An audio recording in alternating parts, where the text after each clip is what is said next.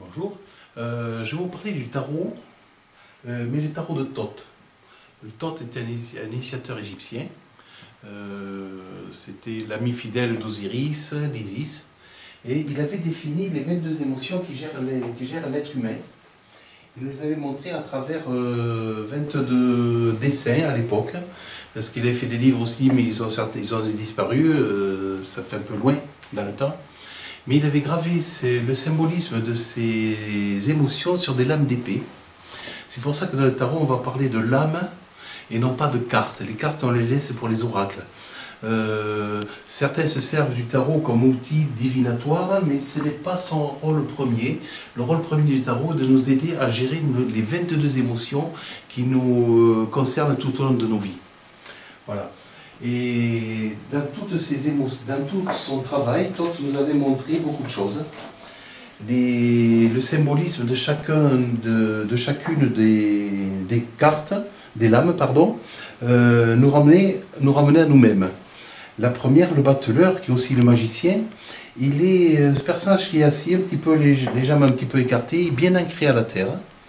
Là, c'est symbolisé par cette petite flamme verte là. Il est bien ancré de chaque côté. Il a devant lui une table avec les 4 outils du tarot, c'est-à-dire la coupe, la lame, ou l'épée, le denier et le bâton, qui symbolise la baguette magique. Ce personnage qui est là, il nous explique un petit peu qu'il est un petit peu perdu. On a les deux côtés, le côté négatif et positif de l'émotion. Tout en étant ancré à la terre, ce personnage il est ancré au ciel. Le chapeau qu'il a, il dépasse le haut de la carte pour nous montrer qu'il est bien connecté en haut et que c'est infini. Son chapeau est en forme de léminasque, du symbole de l'infini. Le bâton qu'il a, là, il a une direction de son denier. Il stimule sa richesse. Il a sa baguette magique, voilà. Un petit peu comme celle-là, voilà. Et là, il va stimuler sa richesse. Le symbolisme de la baguette, c'est d'amplifier l'intention que l'on a. Devant lui sont placés le couteau, la coupe, ce sont les 4 principaux, ce sont les 4 outils du tarot, ce n'est pas les principaux, c'est les 4 outils du tarot. Et ces 4 outils, ils nous montrent que là, ils doivent devenir une continuité de nous-mêmes. Le symbolisme de cette lame, c'est on peut tout, on est capable de tout. Il faut juste comprendre que nos capacités sont infinies, on n'a que nos propres limites. Voilà déjà à travers cette lame ce qu'il voulait nous expliquer. Bon, il y a différentes lames qui sont comme ça. On va parler de la dernière qui est du mat. C'est la dernière lame du tarot, et c'est à la fois la première. C'est entre les deux. Il y a 21 lames plus le mat. Le mat, c'est un personnage qui s'en va. Il a fini une évolution qu'il a trouvée à travers toutes les 21 lames du tarot, de la première à la 21e. Et de là, il s'en va. Il a fini ce chemin, il s'en va, il importe que le nécessaire, il n'a pas besoin de grand-chose, parce qu'il sait qu'il va retrouver autre chose, il va retrouver quelque chose d'autre derrière, il va retrouver une autre action à mener, où il va redémarrer toujours pareil, avec le 1, le 2, le 3 et le 4, dans un cycle évolutionnel, pour aller jusqu'à la prochaine.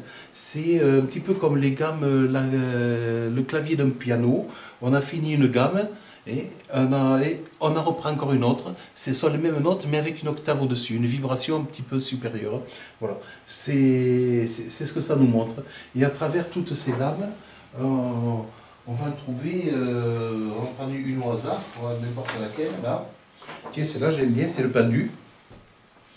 Voilà. Le 12, le pendu, c'est un personnage qui est bloqué. Dans le symbolisme, il dit... Tu es bloqué, tu ne peux pas bouger, c'est ton esprit est un petit peu prisonnier de ton corps, tu es bloqué entre deux murs, deux arbres, tu es pendu par en haut.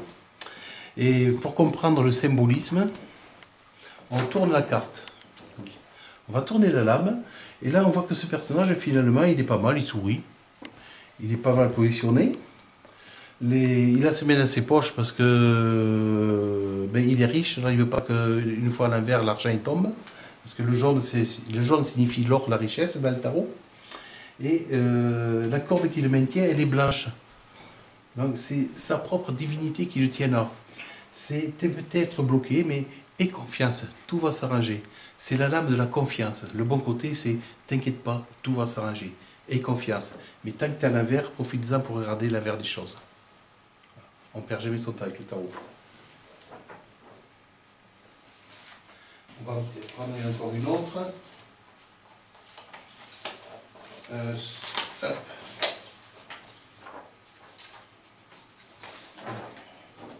La Maison de Dieu, qui est la lame numéro 16.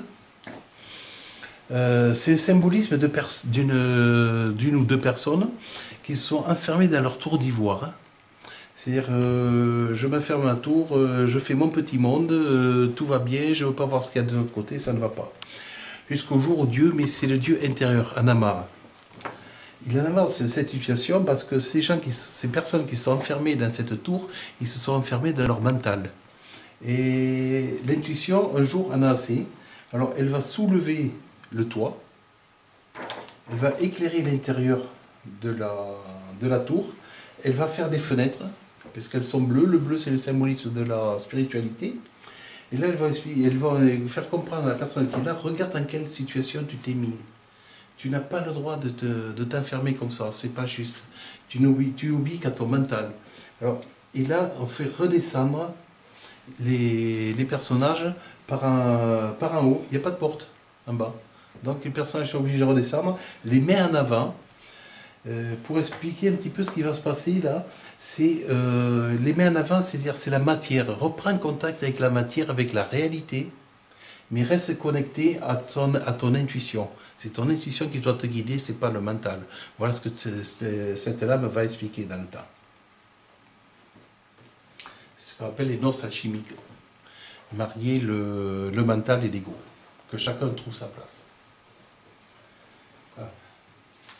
Ce que je veux expliquer un petit peu par là, c'est que le tarot, c'est avant tout un outil évolutionnel, avant d'être un outil divinatoire. C'est aussi un bon outil divinatoire, mais c'est surtout un outil qui va nous permettre d'avancer, sachant qu'il nous montre à la fois nos deux côtés. Je vous remercie.